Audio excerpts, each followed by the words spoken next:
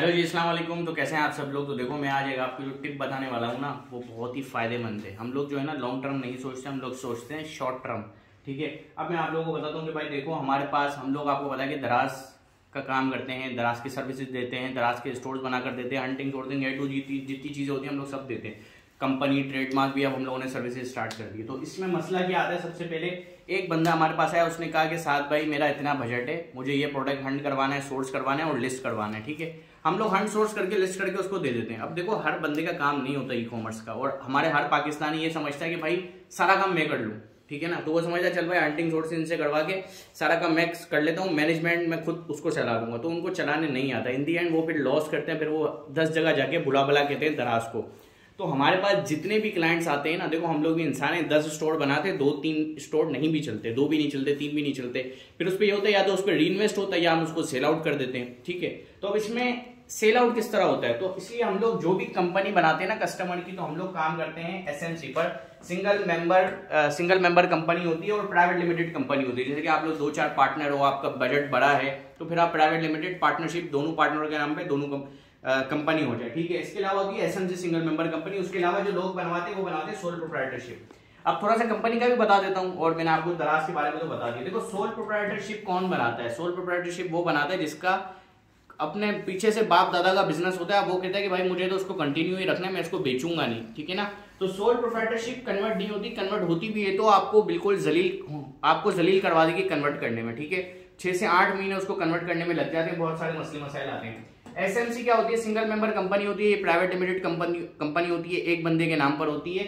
अच्छा, एक बंदे के नाम पर होती है तो ये इजीली कन्वर्ट हो जाती है। जिस तरह आपकी गाड़ियां ट्रांसफर हो जाती है, आपकी बाइक ट्रांसफर हो जाती है, आप घर ट्रांसफर करवा लेते हो, इसी तरह आप अपनी कंपनी को ट्रांसफर करवा लेते हो।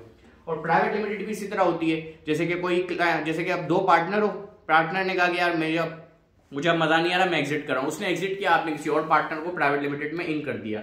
ये इजीली आप इसमें यूज कर सकते हो। ठीक है, अच्छा, एसएमसी से क्या फायदा होता है, किस तरह आप स्टोर को सेल आउट कर सकते हो? देखो, जैसे आपका काम नहीं है, ठीक है ना, आपका काम नहीं है स्टोर चलाना। अब आपने फॉर एग्जांपल एक ब्रांड बना लिया, अच्छा स्टोर बना लिया, या तो फिर आप कहीं पाकिस्तान से बाहर जा रहे हो, या आप उसको आपके पास टाइम नहीं बच रहा, आप कंटिन्यू नहीं कर सक रहे जॉब की वजह से, 100 दूसरे मसले होते हैं। तो उसमें यह होगा कि जब आपकी एसएमसी कंपनी होगी तो आपका बना बनाया बिजनेस इजीली सेल आउट हो जाएगा। क्योंकि जब दराज का स्टोर क्रिएट होता है तो उसमें 2 से 3 महीने लग जाते हैं। ठीक है ना, पहली सेल आने में 2 से 2.5 महीने, 3 महीने तो इजीली लग जाते हैं। कंपनी बनने में 10 दिन लगते हैं, फिर बैंक अकाउंट बनने में, फिर ट्रेडमार्क आप अप्लाई करते हैं, वो सारी चीजें ये वो, फिर जाके आपको कहीं फिर रैंकिंग होती है उस पर, तो 2-2.5 महीने है ना वो आपके बच जाते हैं। ठीक है ना, अब देखो जैसे कि आपका एक स्टोरेज चल नहीं रहा, ठीक है ना, या चल रहा है तो वो इतने उसकी इन्वेस्टमेंट, उसका इतना प्रॉफिट आपको नहीं आ रहा कि जो आपको मजा आए इतनी इन्वेस्टमेंट में, क्योंकि आपको चलाना नहीं आ रहा। ठीक है, आपने उसमें सही तरह प्रॉपर लर्निंग नहीं की, या A to Z कोई भी मसला हो सकता है, या आप अब उस ब्रांड से या आप उस स्टोर से आप डिसहार्ट हो गए हो। तो एसएमसी कंपनी बनाने की एसएमसी कंपनी होगी आपके पास, तो आप डिसहार्ट हो गए तो आप इजीली अपना लॉस कवर करके उसको जो आपने खर्चा किया है मार्केटिंग के साथ, इजीली आपका वो स्टोर सेल हो जाता है। और ऐसे मैंने काफी सारे स्टोर सेल किए हैं दूसरे क्लाइंट्स को, और जब दूसरे क्लाइंट्स ने बाय किया तो हम उनको सारी चीजें बता दें कि भाई आपके पास एक्सपर्टीज हो, आपको चलाना आता हो, ई कॉमर्स का बिजनेस आपको पता हो। ठीक है ना, तो वो उनके पास नहीं चल रहा तो वो दूसरों के पास चल जाता है। ठीक है, तो उम्मीद करता हूं कि मेरा जो मेन टॉपिक था वो आपको समझ आ गया होगा कि काफी सारे लोग जो लॉस करते हैं इंडिविजुअल अकाउंट बनाकर, सोल प्रोप्राइटरशिप बनाकर आप अपना लॉस करते हो, क्योंकि वो फिर कंपनी आपका स्टोर सेल नहीं हो सकता ना। फिर वो यही होता है, इन्वेंट्री बंदे के घर में पड़ी हुई होती है, सड़ जाती है, खराब हो जाती है, आप फिर उसको आधे रेटों में बेचते हो। तो जब आपके पास प्राइवेट लिमिटेड कंपनी होती है, हाँ थोड़ा सा इसका मसला होता है, 2 साल में 2 बार आपको उसकी टैक्स रिटर्न फाइल करनी होती है, एक एससीसीपी में करनी होती है, एक एफबीआर में करनी होती है। लेकिन अब जाहिर सी बात है, शुरू में आपको थोड़ा सा ये चुभेगा, लेकिन जब नोट बन रहे होंगे, सारी चीजें प्रॉपर होगी, तो फिर आपको ये नहीं चुभेगा।